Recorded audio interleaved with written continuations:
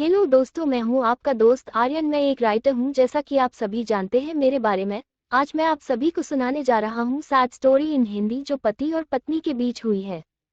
यह एक पति की कहानी है जिसके पास जीवन में कोई बड़ा लक्ष्य नहीं है और सुरेश की पत्नी अपने जीवन में आईएएस अधिकारी बनना चाहती है।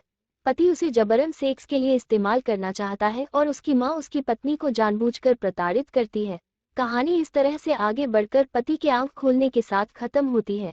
एक तो आप सभी से हम्बल रिक्वेस्ट है कि इस कहानी को पूरा पढ़े। थ्रोइंग किस अ स्माइलिंग फेस। इस कहानी की शुरुआत होती है आर्यन नाम की लड़के से, जो अभी अभी अपना पढ़ाई खत्म करने के बाद उसे एक अच्छी नौकरी मिल गई। अच्छी नौकरी के कारण उसे अच्छा वेतन भी मिलता था। आर्यन ने अपने वेतन में एक जगह खरीदी और घर बनाया। घर बनाने के बाद शादी के लिए लड़की की तलाश शुरू हुई। सुरेश की किस्मत हमेशा उसके साथ थी।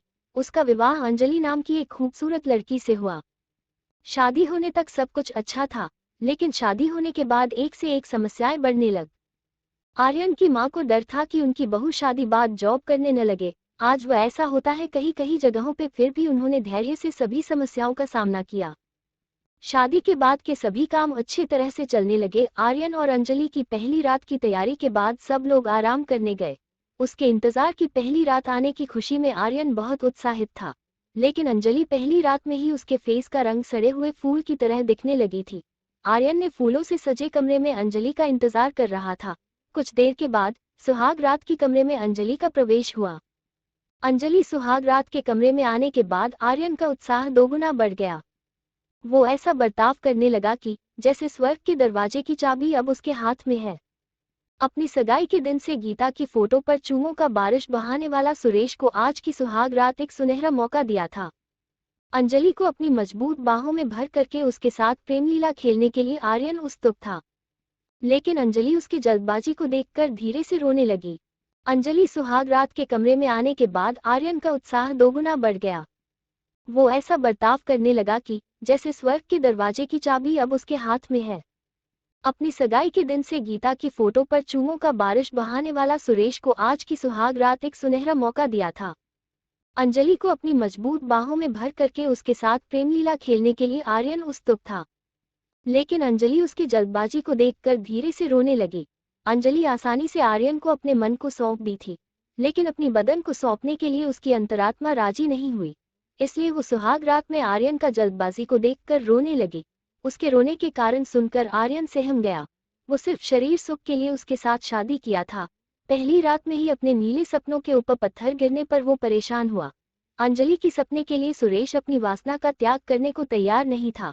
वो उसे जबरन इस्तेमाल करने के लिए आगे बढ़ा। कहानी आपको पढ़ाकर हम बताएंगे, लेकिन बात क्या है कि थोड़ा आप लोग अभी चैनल पर नए हैं तो सब्सक्राइब कीजिए और मेरे चैनल को आगे बढ़ाए। वीडियो अच्छी लगे तो एक लाइक करना। अगर आप लोग नए हैं मेरे चैनल पर जो है जुदा है, और सब्सक्राइब के लिए हम अपनी मेहनत से कहानियां लेकर आते हैं। लेकिन उसकी कमल जैसी आंखों में आंसुओं को देखकर वो पिघल गया। उसे उसकी सपने पर थोड़ी दया आई। सेक्स नहीं किया तो भी चलता है, लेकिन एक ही कमरे में सोना चाहिए, एक ही बिस्तर पर सोना चाहिए। ऐसे शर्तों के साथ आर्यन ने अंजलि को बिना छुए छोड़ दिया। उसने उससे वादा किया कि वो उसके साथ तब तक सेक्स नहीं करेगा जब तक वो अपने लक्ष्य तक नहीं पहुंच जाती। अंजलि का तनाव थोड़ा कम हुआ। अंजलि की घबराहट थोड़ी दूर हुई। कल से अच्छी तरह से अपना अध्ययन शुरू करने की फैसला लेकर गीता सो गई, लेकिन आर्यन को आधी रात होने के बाद भी नींद नहीं आई। वो बगल में सोई सुंदर पत्नी को छूने के लिए तड़प रहा था। गीता गहरी नींद में अपने आप को भूल गई थी। उसकी साड़ी थोड़ी खिसक गई थी। आर्यन ने उसकी ओर देखते देखते देर रात सो गया। अगली दिन अंजलि सुबह जल्दी से उठ गई और अपना सारा काम खत्म करके एक कप कॉफी पी के अपने कमरे में बैठकर पढ़ाई करने लगी। उसे चुपचाप मन में पढ़ने की कोई आदत नहीं थी। वो बड़ी आवाज करके ही पढ़ती थी। उसकी पढ़ने की आवाज को सुनकर आर्यन जाग गया। घड़ी देखने के बाद उसे पता चला कि 9 बज गया है। वो गड़बड़ी में तैयार होकर अपनी ऑफिस की तरफ भागा। आर्यन के माँ को अपनी बहू पढ़ाई करके आईएएस अधिकारी बनना बिल्कुल ही पसंद नहीं था। वो चाहते थे कि अंजलि घर के काम करते हुए, बच्चों को संभालते हुए चुपचाप घर में पड़े रहे। हालांकि गीता घर के सारा काम करने के बाद ही पढ़ना शुरू करती थी, लेकिन उसकी सास यानी आर्यन की मां जानबूझकर नए कामों को करने को कहते थे। ऐसे करके सखी पढ़ाई में टांग गड़ाते। लेकिन अंजलि ने ऐसे छोटे मुद्दों पर ध्यान नहीं दिया और अपनी पढ़ाई पर सारा ध्यान केंद्रित किया। आर्यन की मां के कुटिल तंत्र गीता के ऊपर काम नहीं कर रहे थे।